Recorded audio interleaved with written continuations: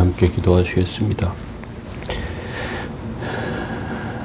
그러므로 내가 너에게 말하노니 무엇이든지 기도하고 구하는 것을 받은 줄로 믿으라.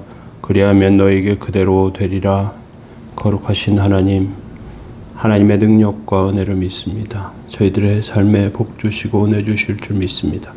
이 시간 함께 하시고 붙잡아 주옵소서. 연약한 영혼들에게 하나님의 큰 은혜 베풀어 주옵소서. 긍휼히 여겨주시고 불쌍히 여겨주옵소서. 오늘도 지켜주시기 원합니다. 예수님의 이름으로 기도합니다. 아멘. 찬송가 88장 2절 찬송 드리겠습니다.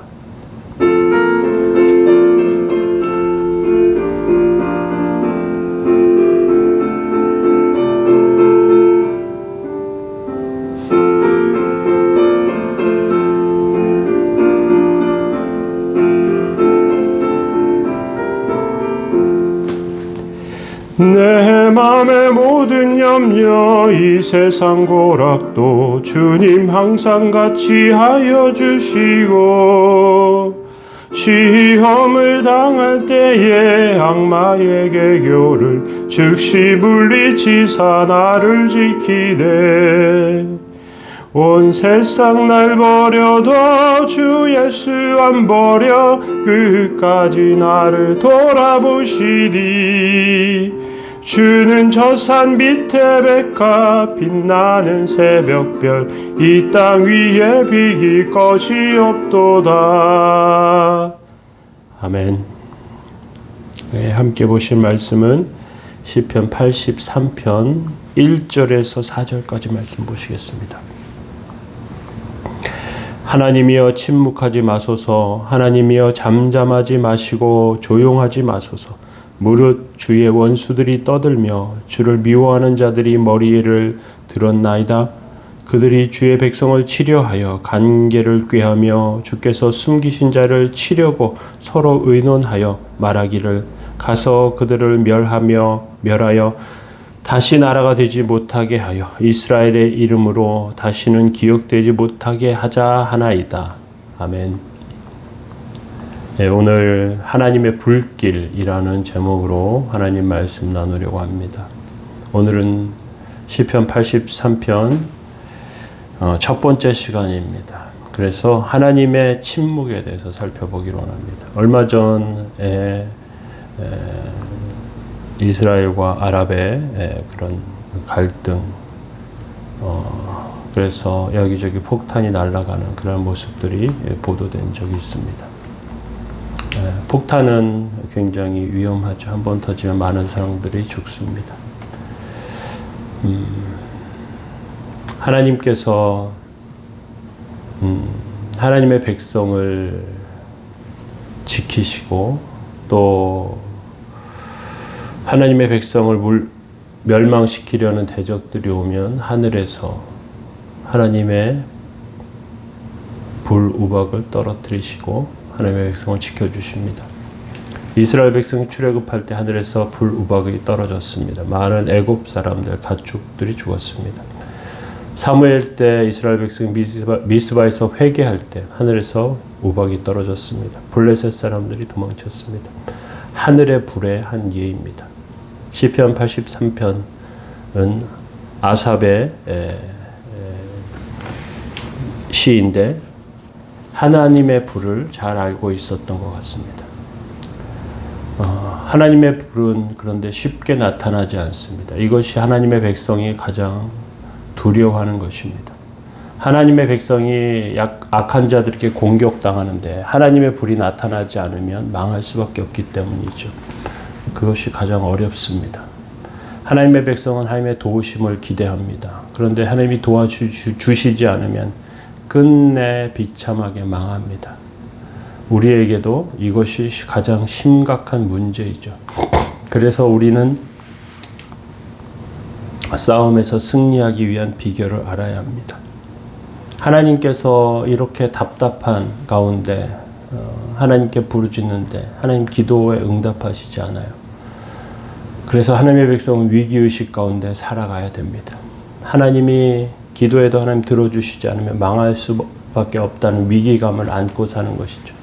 사실 하나님의 백성이 기도하기보다 다른 인간적인 방법을 택하는 이유는 하나님이 반드시 들어준다는 보장이 없기 때문에 그렇습니다. 하나님의 백성의 가장 큰 딜레마는 지금 기도해야 되는가 아니면 내 힘으로 해결하려고 해야 되는가 하는 것이죠. 많은 성도들이 기도하지 못하는 것, 그래서 그것을 어떤 면에서는 이해가 됩니다. 머릿속으로 하나님께 기도하면 가장 큰 능력이 나타나는 것은 알지만 기도한다고 기도하면 하나님 반드시 들어주셔야 되는데 하나님이 너무 오래 기다리게 하신단 말이죠. 막 똥줄이 타는 절박한 순간에 하나님께서 들어주신단 말이죠. 어떻게 해야 될지 몰라요. 절박한 그런 마음 가운데 하나님께 외칠 수밖에 없어요. 1절에 그런 마음이 담겨 있습니다. 하나님이여 침묵하지 마소서. 하나님이여 잠잠하지 마시고 조용하지 마소서. 이스라엘과 유다 지도자들이 보기에 지금은 하나님이 침묵하실 때가 아니라는 것입니다. 큰 소리로 하나님의 능력을 보여주셔야 한다는 거예요. 이스라엘 백성 위에 적들이 쏜 화살이 날아온단 말이에요. 여러 사람이 죽는단 말이에요. 성문이 부서졌단 말이에요. 적들이 쫓아오며 백성들이 죽어가는데 하나님께서 도와주셔야 돼요. 적들을 쫓아내고 백성들을 위로해 주셔야 한단 말이죠. 그런데 하나님께서 백성에게 아무 관심이 없는 것처럼 보여집니다. 다급해져요. 하나님 조용히 계시지 마시고 적을 쫓아주세요. 하나님 저희들 도와주세요. 구원해주세요. 하나님 긍휼히 여겨주세요. 소리 지르는 것입니다. 하나님의 백성이 가장 어려울 때는 하나님이 응답하시지 않을 때입니다. 우리는 이런 막막함을 많이 경험하게 됩니다. 그래서 기도해야 되는가 아니면 인간적인 힘을 의지해야 하는가 갈등합니다. 많은 경우에 인간의 힘을 의지하려고 해요. 내가 가진 인간의 힘을 확실히 그 인간의 힘은 확실하기 때문에 그렇습니다. 그런데 세상에는 다양한 나라 민족이 있어요. 큰 나라가 있고 작은 나라가 있습니다. 군사력이 강한 나라가 있고 약한 나라가 있습니다. 세상을 믿음의 눈으로 보면 하나님의 그런 큰 나라, 작은 나라, 군사력이 강한 나라, 약한 나라가 아니라 하나님을 믿는 백성, 하나님을 믿지 않는 백성으로 나누어집니다. 하나님을 의지하는 백성, 하나님을 의지하지 않는 백성으로 나누어져요. 물론 인간은 하나님을 믿는 것과 상관없이 자기의 이익을 위해서 싸우고요. 전쟁을 일으키기도 해요. 그런데 보이지 않는 영역에 사탄의 계획이 있습니다. 사탄은 궁극적으로 하나님의 백성을 죽이려고 계획합니다. 예수님이 귀신 들려 말 못하는 자를 보고 능력으로 쫓아내시니까 바리새인과 서기관들이 비난합니다. 귀신을 쫓아내는데 비난해요. 그들은 이렇게 말해요. 그가 귀신의 왕을 의지해서 귀신을 쫓아냈다. 예수님께서 이때 다투는 나라는 서지 못한다. 사탄도 사탄의 나라가 다투면 그것이 황폐해지지 않겠냐. 인간은 자기 이익을 위해서 싸우며 전쟁을 일으키지만 그 숨은 계획 속에 사단의 의도는 하나님의 백성을 죽이려고 하는 것입니다. 나폴레옹이나 히틀러와 같이 전쟁을 좋아하는 사람 한 명만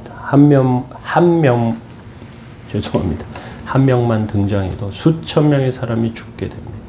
하나님의 백성도 많이 죽게 돼요. 그래서 그런 자들이 기회를 잡지 못하도록 기도해야 돼요. 그런 자들이 권력을 가지지 못하도록 기도해야 합니다. 2절에 보십시오.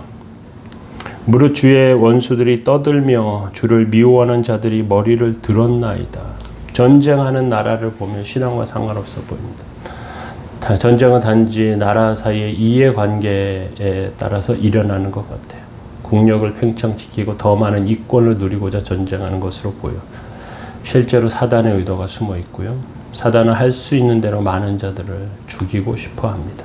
그리고 그 계획 속에 하나님에 대한 반항과 자기가 최고라는 생각이 자리 잡고 있어요. 그리고 그들에게 중요한, 마귀에게 중요한, 악의 세력에게 중요한 것은 하나님의 백성을 멸망시키고 하나님의 이름을 부르지 못하게 하는 것입니다. 계속해서 3절과 4절 보시면 그들이 주의 백성을 치려하여 간궤를 꾀하며 주께서 숨기신 자를 치려고 서로 의논하여 말하기를 가서 그들을 멸하여 다시 나라가 되지 못하게 하여 이스라엘의 이름으로 다시는 기억되지 못하게 하자. 사단은 모든 것을 주는 것처럼 보이지만 실제로 사람들이 평화롭게 사는 것을 봐주지 않습니다. 사단이 가장 참지 못하는 것은 그 중에서 하나님의 백성이 평안하게 하나님을 찬송하고 예배하는 것입니다. 사단은 교만한 자를 부추겨 전쟁을 일으킵니다. 많은 사람 죽게 만들고요. 하나님이 숨겨놓으신 백성들을 찾아 죽이려고 합니다. 사단의 목적은 이 세상에 하나님의 백성을 없애는 것입니다. 그래서 사단은 전쟁이 없을 때도 많은 고난을 통해서 하나님을 바르게 믿는 사람들, 성도, 진정으로 부흥이 일어나는 교회 없애려고 합니다. 예수님께서 가다라 지방에서 귀신 들린 자를 만나십니다. 귀신이 이렇게 항의래요.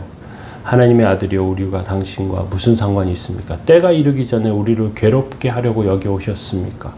이 구절은 이방 땅은 사단의 땅이니까 하나님의 아들이 여기 오면 안 된다는 겁니다. 그런데 하나님의 백성은 이 세상에서 자신이 하나님의 백성이라는 인식이 없이 살 때가 많아요. 우리도 인간입니다. 그래서 인간의 누리는 것을 누리며 살겠다고 합니다. 하나님의 백성이 가지고 있는 정체성을 가지지 못하고 세상과 어울려서 살면 하나님이 침묵하십니다. 그래서 우리는 하나님의 백성의 정체성을 가지고 긴장해야 해요. 예수님께서 이렇게 말씀하시죠. 사람이 떡으로만 살 것이 아니요 하나님의 입으로부터 나오는 모든 말씀으로 살 것이다. 작은 것들 가운데 우리가 하나님의 백성으로 온전히 서도록 또 하나님의 뜻을 이루도록 부흥의 불이 일어나도록 하나님의 뜻이 세워지도록 기도하며 또 그 응답을 바라보아야 합니다. 연약한 가운데도 하나님께서는 절박한 가운데 도우시기도 하지만 어려운 가운데 하나님의 손을 능히 펴십니다. 하나님은 살아계시고요. 하나님은 우리를 보시고요. 하나님은 우리를 긍휼히 여기십니다. 그래서 우리는 기도해야 됩니다. 하나님 도우소서, 하나님 도와주소서. 오늘도 그렇게 기도하시는 저와 여러분들 되시기 바랍니다. 거룩하신 하나님 주의 은총과 은혜 감사합니다. 연약한 가운데 도우시는 하나님, 곤고한 가운데 주 앞에 매달려오니 저희들을 살려주시고 온전케 하시고 붙들어 주옵소서. 오늘도 주의 치료하심의 은혜를 베풀어 주시고 하나님의 손으로 만져주시기 원합니다. 성령님의 은혜로 온전케 하여 주옵소서. 도우시고 함께 하시기 원합니다. 예수님의 이름으로 기도합니다.